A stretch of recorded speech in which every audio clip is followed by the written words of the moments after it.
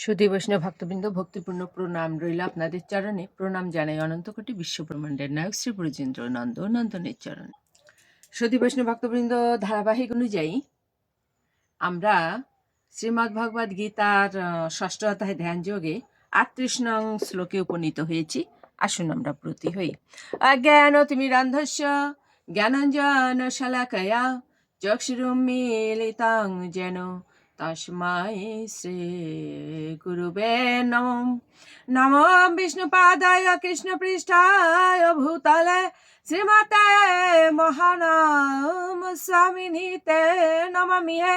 বাঞ্ছাকল্পতরুভ্যশ্চ কৃপা সিন্ধুভ্যেব চ পতিতানাং পাবনেভ্যো বৈষ্ণবেভ্যো নমো নমো।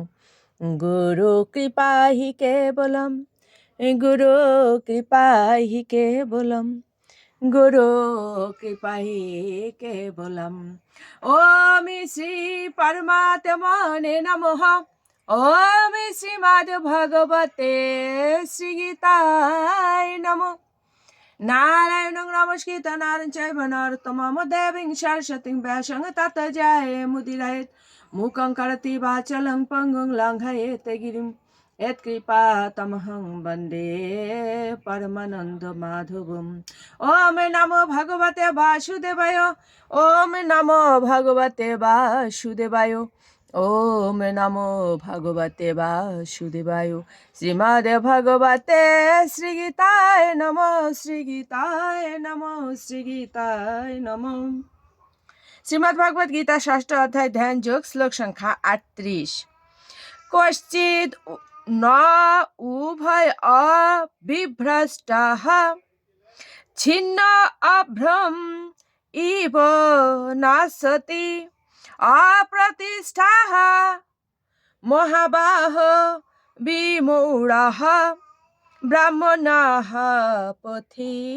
অনুবাদ: হে মহাবাহ কৃষ্ণ, কর্ম ও যোগ হতে ভ্রষ্ট ব্যক্তি ব্রহ্মলাভের পথ থেকে বিমূঢ় হয়ে যে আশ্রয়হীন হয়ে পড়ে, সে কি ছিন্ন মেঘের মতো একেবারে নষ্ট হয়ে যাবে? তাৎপর্য: দুটি পথ ধরে এগোনো যায়।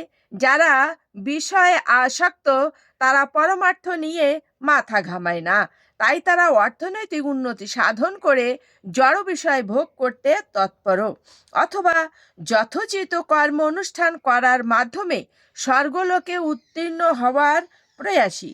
কেউ যখন পারমার্থিক পথ অবলম্বন করে তখন তাকে সব রকম বৈষয়িক কর্ম পরিত্যাগ করতে হয় এবং সব রকম জড় সুখ ভোগের বাসনা পরিত্যাগ করতে হয়।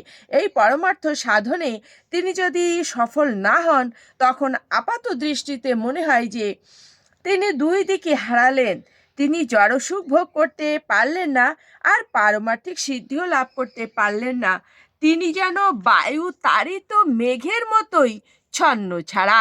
আকাশে অনেক সময় এক টুকরো মেঘ একটি ছোট্ট মেঘ থেকে সরে গিয়ে একটি বড় মেঘের দিকে এগিয়ে যায়, কিন্তু সে যদি সেই বড় মেঘটির সঙ্গে যুক্ত হতে না পারে, তাহলে সে বায়ুর দ্বারা বিতাড়িত হয়ে অসীম আকাশে হারিয়ে যায়।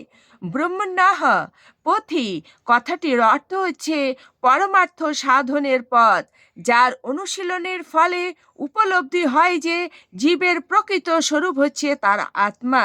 এই আত্মা হচ্ছে সেই পরমেশ্বরের অংশ, যিনি ব্রহ্ম, পরমাত্মা ও ভগবান রূপে নিজেকে প্রকাশ করেছেন।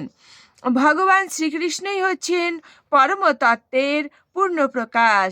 তাই তার চরণে যিনি প্রপত্তি করেছেন তিনি হচ্ছেন সার্থক পরমার্থবাদী। ব্রহ্ম পরমাত্মা উপলব্ধির মাধ্যমে জীবনের পরম লক্ষ্যে পৌঁছাতে গেলে বহু বহু জন্মের প্রচেষ্টার ফলে সম্ভব হতে পারে। বহু নাম জন্ম নামন্তে। তাই পরমার্থ সাধনের পরম শ্রেষ্ঠ পথ হচ্ছে ভক্তিযোগ বা কৃষ্ণ ভাবনামৃত, যার ফলে আমরা সরাসরিভাবে জানতে পারি ভগবানকে, শ্রীকৃষ্ণকে, তার সঙ্গে আমাদের কি সম্পর্ক। সুধী বৈষ্ণব ভক্তবৃন্দ, আমরা বুঝতে পারলাম অর্জুনের প্রশ্ন হচ্ছে, যদি কখনো আমরা পথভ্রষ্ট হয়ে যাই ভগবানের পথে এগোলাম, কিন্তু পরবর্তীতে কোনো কারণে আমরা পথভ্রষ্ট হয়ে গেলাম, তখন আমাদের গতি কি হবে? সুধী বৈষ্ণব ভক্তবৃন্দ, আমরা শ্রবণ করতে থাকি, অবশ্যই এর উত্তর আমরা পেয়ে যাব, ভগবান সেটা আমাদের বলবেন। আজ এ পর্যন্তই, আসুন আমরা মাহাত্ম্য বলে বিশ্রামে যাই। ওম শ্রী পরমাত্মনে নমঃ। ওম শ্রীমদ্ ভগবতে শ্রীগীতায় নমঃ।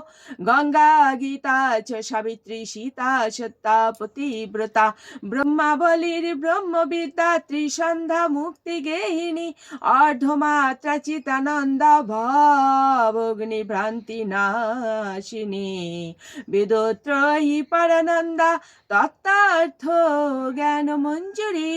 ওম তৎসৎ। ওম নমো ভগবতে বাসুদেবায়। ওম নমো ভগবতে বাসুদেবায়। ওম নমো ভগবতে বাসুদেবায়। শ্রীমদ্ ভগবতে শ্রীগীতায় নমঃ। শ্রীগীতায় নমঃ। শ্রীগীতায় নমঃ। ওম শান্তি। ওম শান্তি। ওম শান্তি। শান্তি শান্তি।